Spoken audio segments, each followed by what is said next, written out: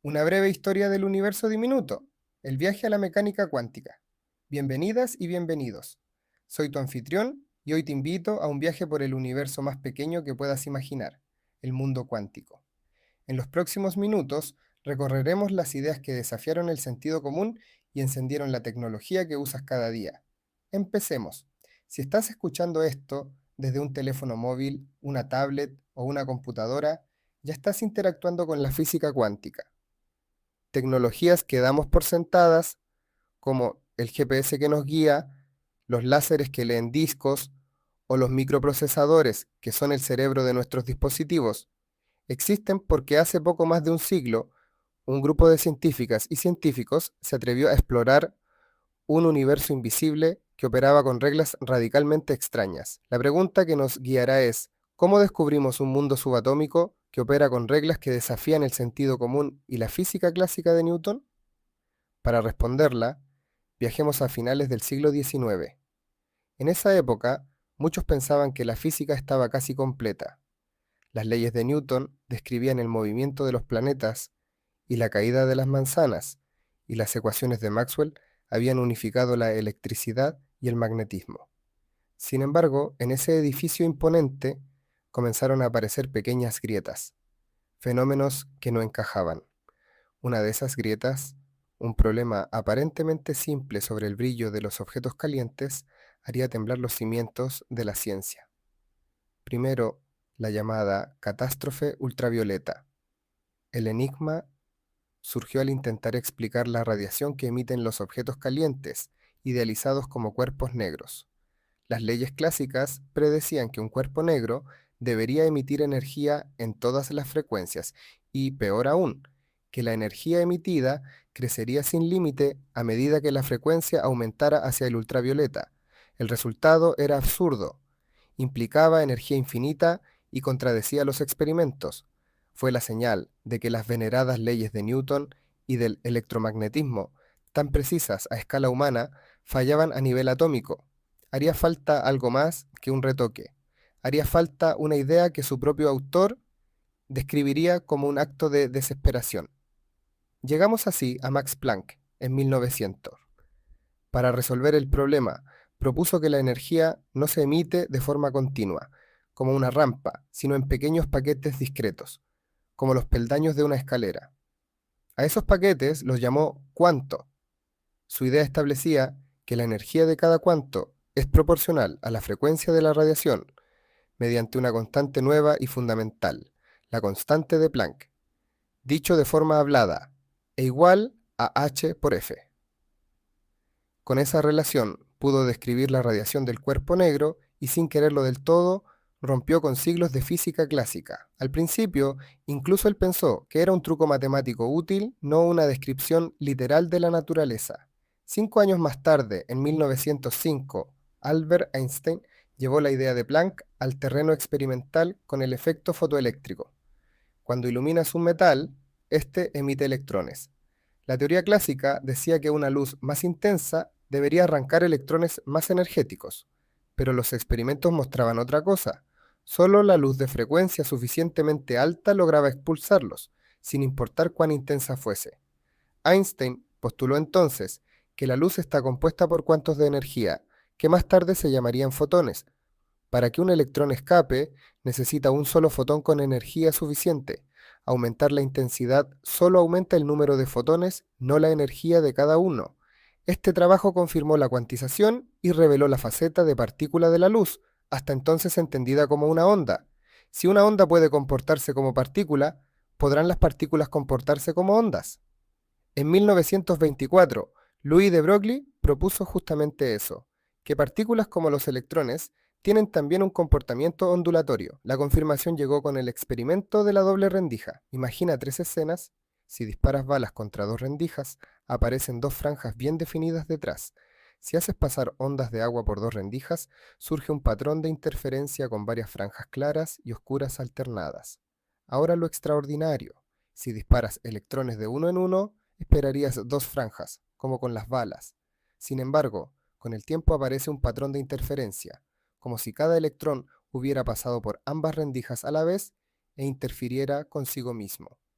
Y si colocas detectores para preguntar ¿por qué rendija pasó?, ese patrón desaparece y el electrón se comporta como partícula.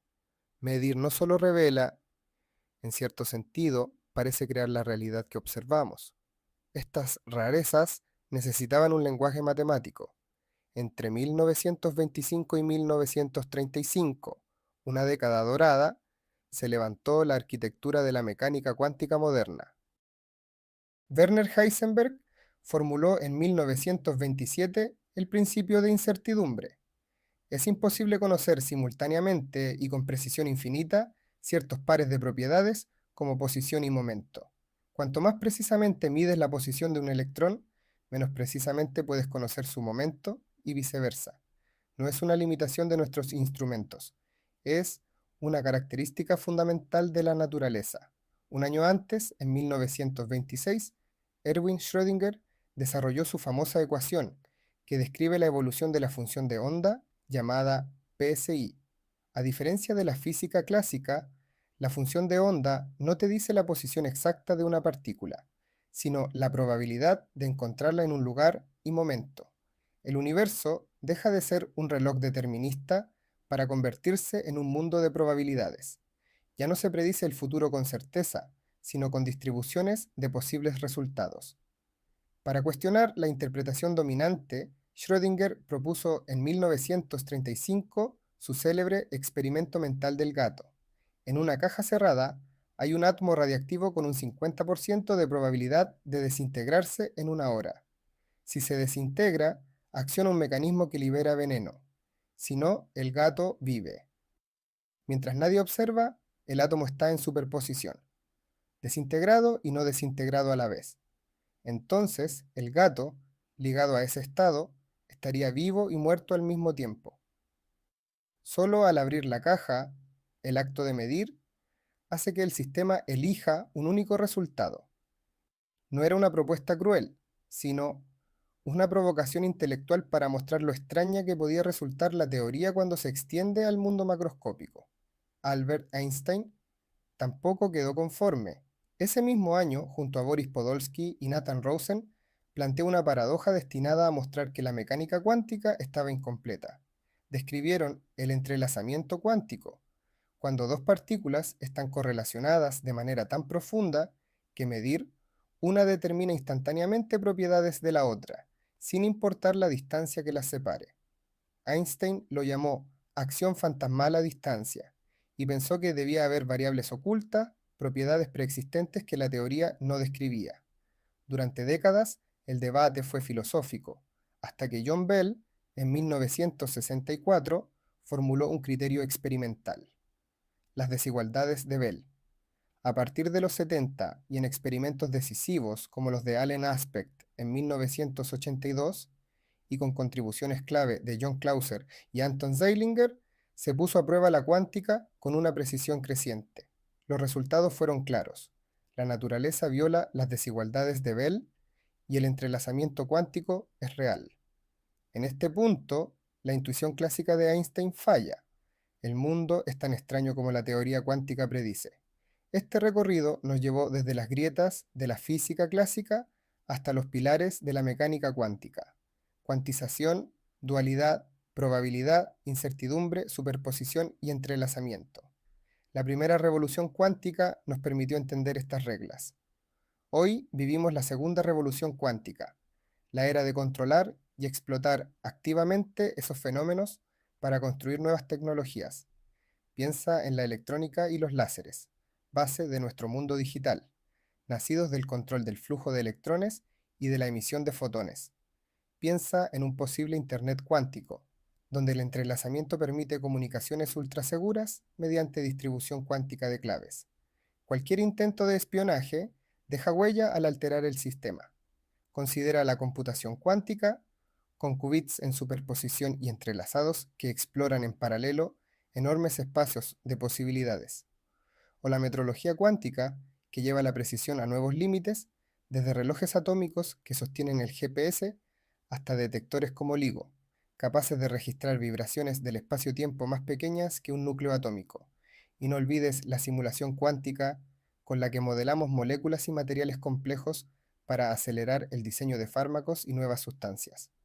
Más de 100 años después del acto de desesperación de Planck, el mundo cuántico sigue siendo extraño, contraintuitivo y maravilloso, una frontera de misterios y promesas que ya cambió nuestro mundo y que, sin duda, seguirá transformando nuestra sociedad.